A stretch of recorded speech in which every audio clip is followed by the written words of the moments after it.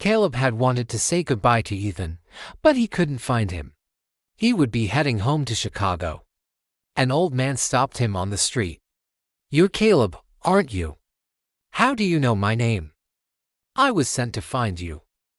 The old man's voice was strange, almost mechanical. He held out an old book. "For you," he said. Caleb took the book with a slight sense of fear.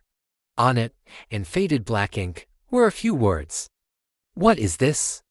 The old man looked up at the sky and thought for a few moments. "I'll talk to you later," he said before turning and disappearing. "I have to go." The streets were crowded, and people were going about their daily troubles without paying the slightest attention to the encounter that had just taken place near them. Caleb looked at the book again. It was nothing more than a simple, thin book. He shook his head and shoved it into his pocket. Caleb pulled his jacket tighter around his body.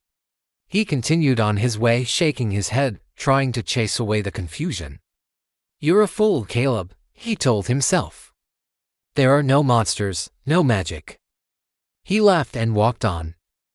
At the airport, he couldn't shake the intense feeling that he was in danger. He found himself in a dark, cold space. His breath caught in his throat, and his heart pounded in his chest. The darkness seemed to stretch on forever. His life depended on this. A small voice deep in his mind urged him to turn back and regain his composure, but he ignored it. He would be brave. He felt like he was losing his mind. He closed his eyes. The darkness surrounded him, pressing in on him. He tried to take a deep breath but felt like he was suffocating. The sound of his breathing seemed to echo in his ears as he struggled to breathe rhythmically, to stay calm, to stay focused. He arrived in Chicago. Charlotte asked him what was wrong because he didn't look well. He sighed. Not yet. He had to make sure she was there first. He wanted to tell her the truth so badly. He tried to tell her about the nightmares, the visions, the voices. But he couldn't. If he told her, it could be the end of a relationship he cared about deeply. He couldn't bear the thought. "I love you, Charlotte. And I promise I'll tell you everything, but not yet.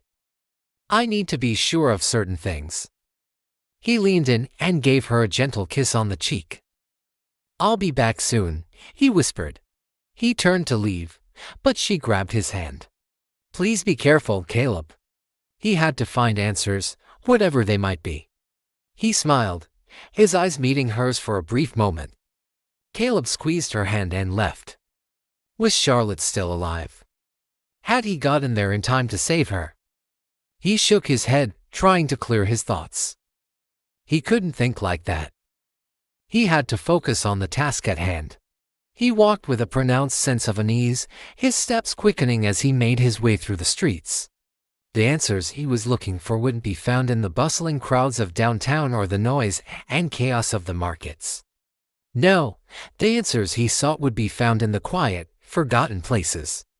The dark corners, the dusty nooks. Forgotten memories and secrets. As he walked the empty streets, his footsteps echoing between the buildings, he couldn't shake the feeling that things could spiral out of control at any moment. Caleb heard a scream, full of pain and terror. A woman's scream, a sound he would recognize anywhere. It was Charlotte's scream. There, at the end of the alley, he saw the assailants. 3 dark figures, their faces shrouded in shadow. He had found his Charlotte after all. He didn't think, he just reacted instinctively. Caleb attacked the dark figures like a man possessed. Later that day, someone came looking for Charlotte at her home. Did something bad happen? Yes. Something quite bad has happened. A Mr. Caleb attacked some people on the street. He's been arrested, and he is now in a psychiatric hospital.